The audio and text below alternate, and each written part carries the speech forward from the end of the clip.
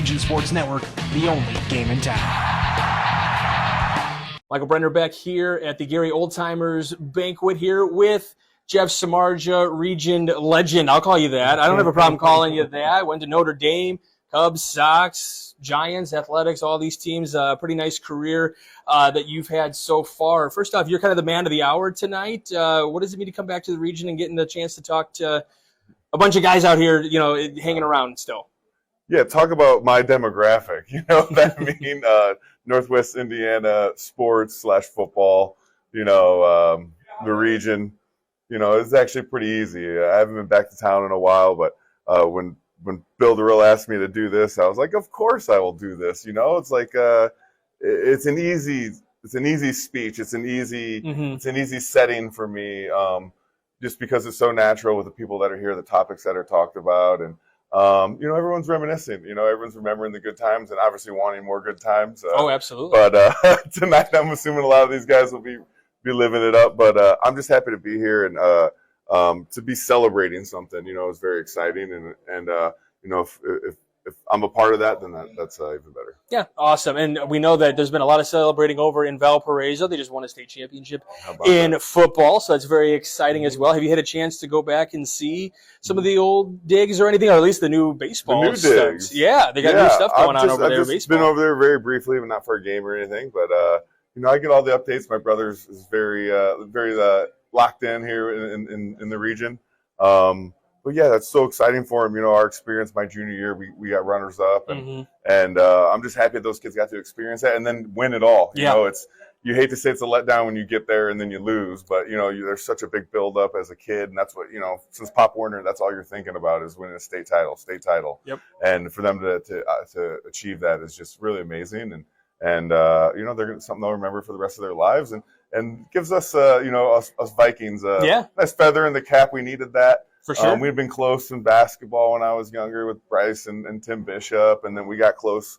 We just couldn't seem to really break through. So 75, and then this year. It's great to see. Yeah, I'm glad you're following along still. And then you were just recently inducted into the Valparaiso Hall of Fame as well. What did that mean to you as a former Viking to be, welcomed back and then inducted into their Hall of Fame?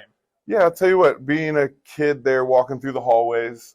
It wasn't much of a Hall of Fame back then. I think they've obviously redone it with a lot of other things, like you said, at the school. But I remember these, walking down the hallway and a lot of different size plaques from different eras, with different guys that have been retired. And you look at it and you don't really think too much of it. And then, as you get older, you start to see how important those things are and the accomplishments that those guys did make.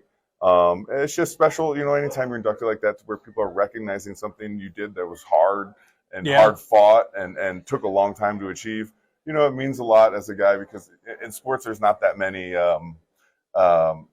success moments. It's a lot of grinding and it's a lot of fighting and trying to survive and resiliency moving on to the next thing. So just to see that and to have put that little moment in time, it feels great. And it just realize all that hard work you've done paid off. Yeah, for sure. Now, you went on, obviously, Valparaiso helped set you up for Notre Dame, and then obviously a career in the major league. So what do you feel like Valpo really helped you, or just your region connected has helped you kind of really, most of your career you stayed roughly in this neck of the woods, except for when you went out to California. But this neck of the woods, it means something to you clearly. Yeah, it's like I said with kind of being here at this banquet, it's just easy for me. It's I think when you go away, you really realize who you are, and because you meet other people from other places and see what makes people different, and then you kind of start to really realize then who you are because of what people say about you from different places and what stands out about you, and so for me, it's just a special place in that it's home. I'm very comfortable being here, and I enjoy it, and I get along with the people. We're kind of a certain type that I've learned. Yeah. Yes.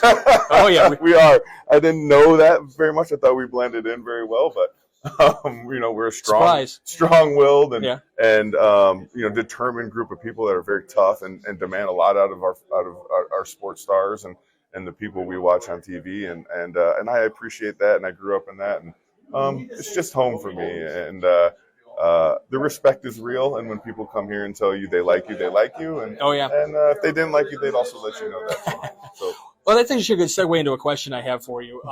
Talking about, I heard an interview recently with a catcher. Obviously, pitcher-catcher relationships are so vitally important in how you're going to game plan and how you're going to go out there and perform. And then wide receiver quarterback connections are so important. Do you feel like they're roughly the same in terms of how you have to prep? I mean, obviously, major league's a little bit different than college and stuff like that. But your philosophy working with a catcher, are you one of those guys that needs, like, tell me I'm doing bad, like get in my face, or like what kind of rapport do you have with your quarterback and then your catcher as well? Yeah, they're very similar. One's obviously just more structured with its stagnant in positions, but other than that, they're very, very similar, and it's a very great observation because there has to be just an unwritten communication between the two of you, whether it's just eye contact or whatever that may be. It's kind of hard to explain. It's just something, if you do something 1,000 times over and over with somebody, kind of get on the same page with them based on defenses, based on the hitter, et cetera. So for me, it's very, very important. I think we see it all the time in pro sports. When one guy's they're a certain way for an X amount of years, and then one guy leaves the equation, and then the other guy's a totally different guy. So, I think it's very important to build that. And me as a pitcher in the big leagues, the most important thing is when the catchers would just hang out with us, as pitchers, and get to know us, get to know whether they need to yell at us or slap us on the butt or whatever, maybe give us space. There's different answers for different guys because we all come from different places. Correct. So, to have that intuition from a catcher or a quarterback is very, very important. And, it's hard to quantify. So it's hard to say this guy's better than than this and that, than that guy. But, from talking to guys, you get to know that. And then over time, you start to hear a pattern, right? Either this guy's really good at the intangibles or he has no feel whatsoever. So, it makes your job a lot easier when that guy you're working with is on point too. Perfect. I wanted to hear that from a little bit of a professional standpoint and how important those relationships are.